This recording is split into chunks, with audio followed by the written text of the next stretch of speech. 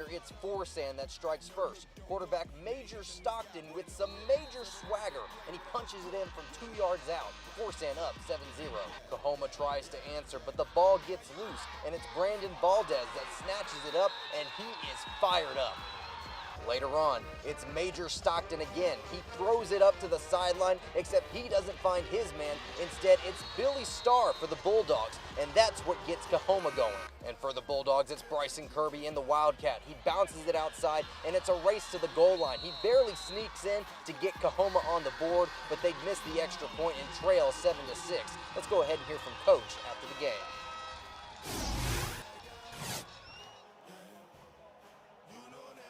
Now here after tonight's game, tonight's victory is Forsan's head coach, Coach Phillips. Coach, tell me how it feels to win the Howard Bowl this year. It feels really good. It's been a couple years since we had that trophy, and we were eager to get that thing back. Super proud for our kids, especially our seniors, because a lot of our seniors, this is their third or fourth year to play in the Howard County Bowl, and they haven't won one until tonight.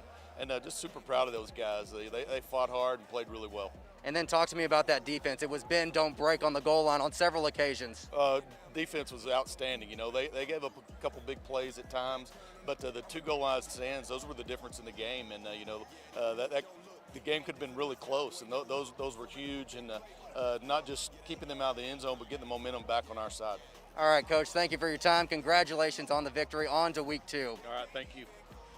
Now, again, this was a game where the final score didn't represent just how close this game actually was. Your final score tonight was Forsan 35, Kahoma 14. But like Coach said, this game could have turned on a dime had their defense not had those goal line stands. Again, your final tonight, Forsan 35, Kahoma 14, out here in Howard County. Corey, back to you. Thank you, Jonathan. And guess what? Starting the season off with a rivalry, those are some things you love to see. Now let's move across town to Midland, where the Bulldogs open up their season with El Paso Montwood.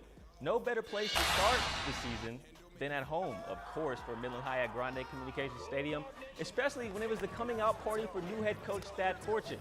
But it seemed like their offense didn't show up on time, having 2 turnovers on their first 2 drives. Now that set up the first points of the game by El Paso Montwood.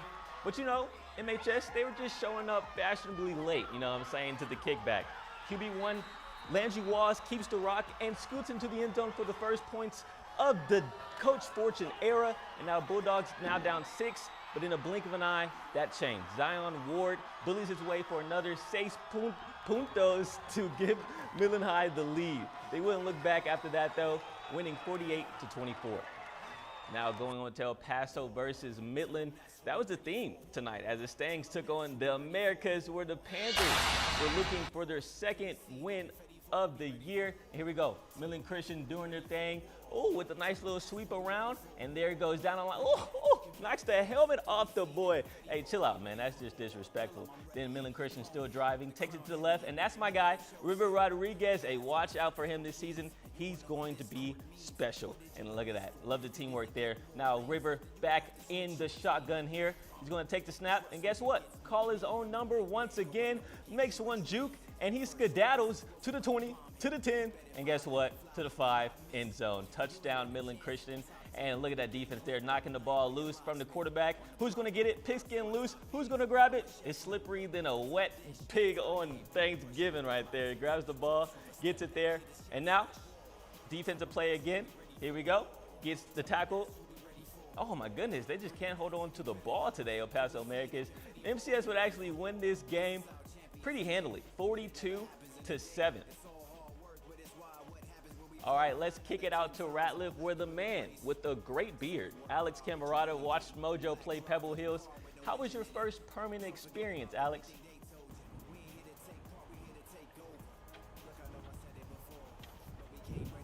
Yeah, Corey, it's not how you start, it's how you finish. And that was the case for Permian High School this evening as they came back down 9-7 going into the locker room and won it 26-15 over El Paso Pebble Hills.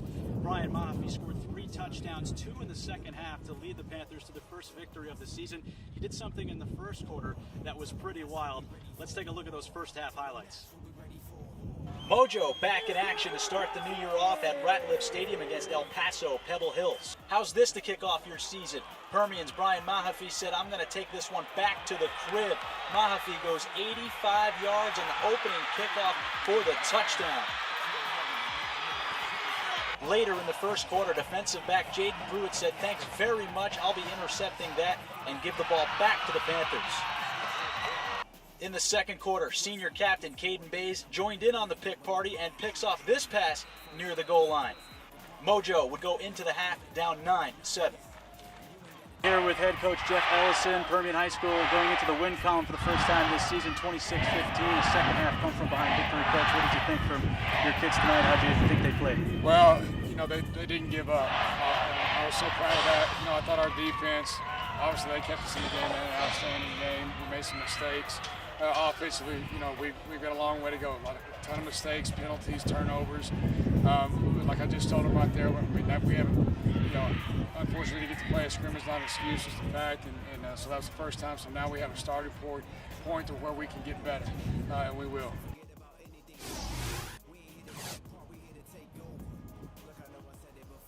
And Corey, it's not about how you start. Like I said, it's how you finish, and it ain't over until it's over. And that was the case for Permian as they go back into the win column for the first time this season and take it 26-15 over El Paso Pebble Hills. At Ratliff Stadium, I'm Alex Camarada, News West 9.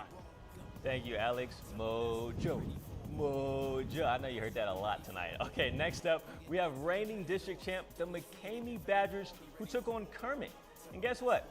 The Badgers, well, they have not skipped a beat. They looked fresher than, I would say, a new pair of J's straight out the box, going up the gut and started to strut for a huge touchdown run, giving them the early lead.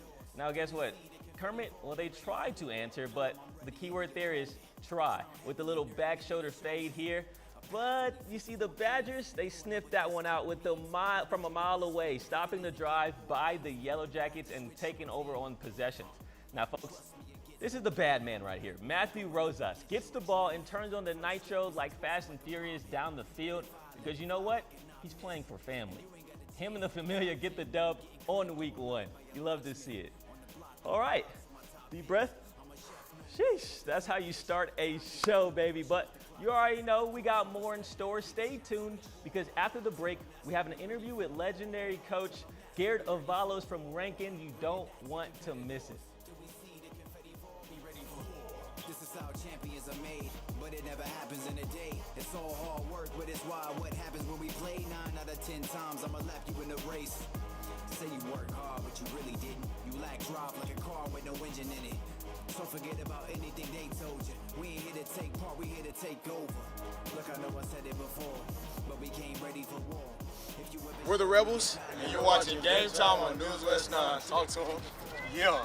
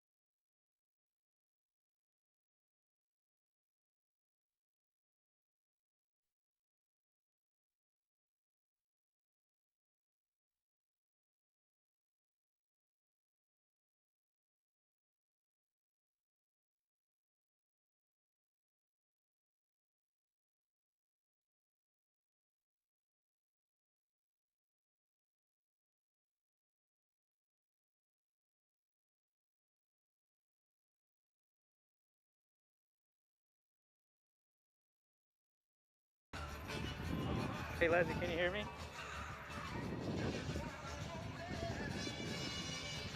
you just talk right quick, Coach? Yes. Testing, testing. I mean, I can hear myself, so you could. I can hear him. I can hear him. I can hear him. Can he hear me though? Oh, I hear a busy tone Oh, now. you hear it, Coach? You hear what? A busy tone. Oh, busy? Hey, Leslie. Busy tone still. Okay, hang it up. Oh, crap.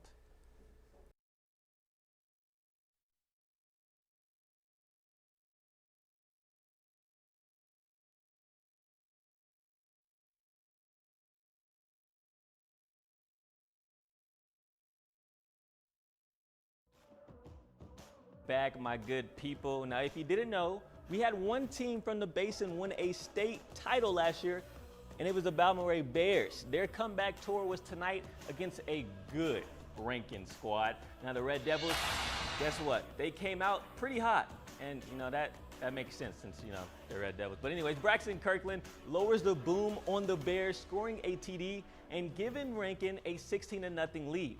Baumaree would start to claw back though. Alex Mata dives through the middle, making the deficit 22-13. And Mighty Mata wasn't done just yet. He bodies his way for a touchdown. You would see it if the ref would just let us be great, all right? Anyway, scored now 22-19.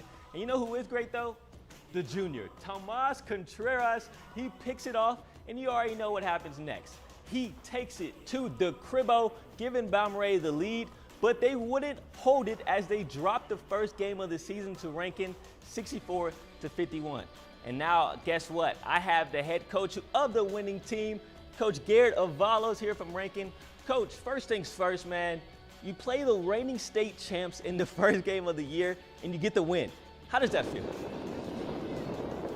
No, it feels great to get a win regardless of who we're playing to start the season. But anytime we play Baumaree, we know we're going to get their best, and that was just a classic heavyweight battle. It was a lot of fun to watch, and both sides of the ball. I mean, both teams just giving it everything they had, and it was nice to come out on top and know that our kids could pull out a close game. That's awesome, Coach. And y'all got off to an early lead. Baumaree started to kind of come back a little bit. How were you able to keep your boys focused throughout that whole exhibition? We talked to them at halftime, and we got a big defensive stop right before the half. I thought was critical. They were going to get the ball to start the second half, and so that was huge. And I just told our guys, it's mental toughness. I mean, whoever's going to be able to fight through cramps and fight through the adversity in the second half is going to win the ball game. And so I thought our kids did a great job of just fighting. We had to throw some guys in there out of position, and ultimately we had a little bit more depth. And I thought that was a big difference in the second half. That's awesome, Coach. Well, guess what? You know what they say, each and every week, that's what the coaches love to say. Week after next, you're in week 2, 1-0, you love to see it. Thank you so much for spending time with us, Coach. Thank you, I appreciate it. All right, let's swing it over to, guess what? Lubbock, where Odessa High Broncos, they came out the tunnel, and they had a new sheriff in town. It was Dusty Ortiz's debut show for Big Red. Opening act was quarterback Diego Cervantes. He finds Ivan Carrion over the middle, who shakes off the Three Musketeers and uses those long legs for a huge 40-yard gain before the good old turf monster trips him up. That would set up this play, though. Cervantes says, I'll put the team on my back real quick, and I'll break 2 tackles while doing it. OHS gets his first points of the season, but the Broncos were still down 13. Not for long, though. Cervantes throws a little back shoulder fade to my main man, Terrence Samuel, who shows off the hops and grabs the touchdown and points at the camera so people know who his name is. Unfortunately, OHS would lose this game, though, but we talked to Coach after to see how his team fought all the way back last night. Well, when a team's down like we were tonight and to come back and almost have a chance to win, that shows a lot of heart, battling through adversity. Some of the things we talk about on a daily basis, but that's what I'm most proud of. I know the little mistakes that we make can be corrected, and we'll be good to go next week. Man, y'all are being blessed this Friday night. Coming up, you got highlights from Garden City, and then, of course, my mom's favorite segment, Top Plays of the Week. But first, folks, we're juking the Crane, where they played Pecos, and they played at the Golden Crane Stadium because Pecos' stands were kind of messed up lately, but they're rocking purple and gold, and guess what? So do the Pecos Eagles. That must be a popular color, you know what I'm saying? I'll tell you what, who else is popular? Star quarterback Jackson Willis. Did y'all see that? That sidearm passing to fellow senior Trevor Owens, who takes a mean hit though. Helmet comes off, but my guy straps that helmet back up, got on the line and blocked for Willis to get some points on the board. But don't blink though, because Crane wasn't done yet. Jugging and jiving for 6 more points with 12 minutes still left in the first quarter. Golden Cranes fly higher than the Eagles, 28-21. All right, we're gonna take a break, but that doesn't mean to flip the channel, all right? I'm watching you. New levels, new devils. That means it's time to grind. So what you saying? Hand to the plow, hand to the plow. New heights to climb, heights to climb. If this my moment, my time to shine. Hey, you're watching Game Time on News West 9. Go Cats!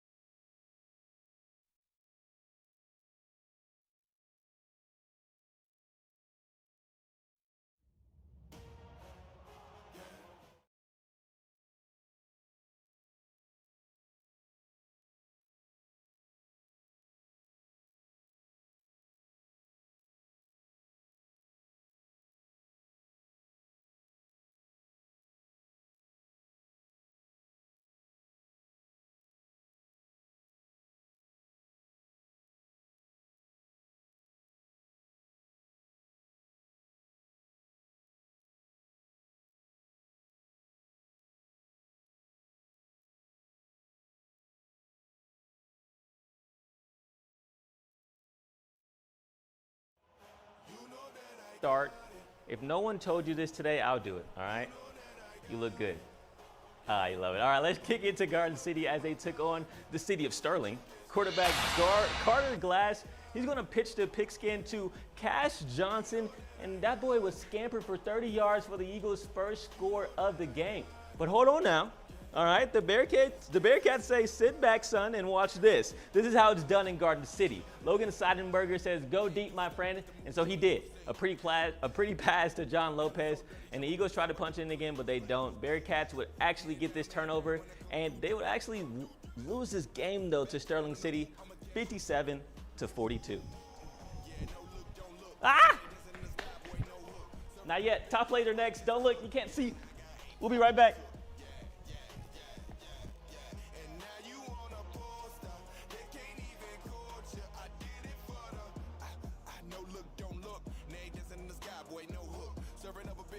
We're the Greenwood Rangers, and this is Game Time on News West 9.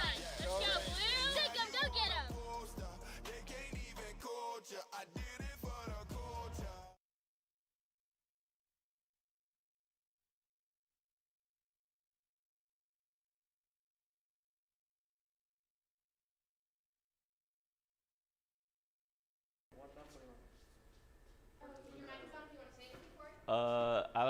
I mean, we got top plays. That's it.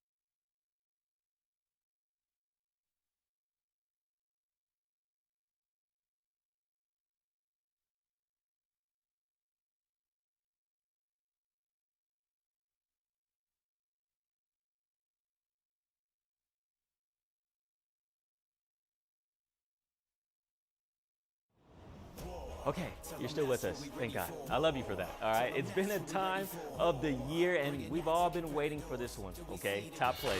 Here we go. Guess what? First up, we have Terrence Samuel from Odessa High. He's going to take that candy from a baby, and then, slow-mo. Who did that edit? Oh, that was me. Then points at the camera so people know what's good. Next, we have Tomas the Train Contreras getting the pick and choo-chooing to the opposite way, giving the Bears a touchdown and the lead over Rankin. And lastly, we got the mighty Mojo. Here we go. First game of the season, all right? First kickoff of the season. And guess what they do? Take it back to the house. Mama, we made it. Now, folks, this is where it gets spicy, all right? To vote for the top play of the week, find me on Twitter, and that's where you can pick your favorite. The team with the most votes will be decided by Tuesday, and they'll claim the luxurious top player of the week. In the meantime, we got overtime in just a few minutes, streaming on Facebook, YouTube, and our app. But for now, thank y'all. I love y'all. We'll be right back. Week 1, we're done. I love you. Ah! It's all hard work, but it's why what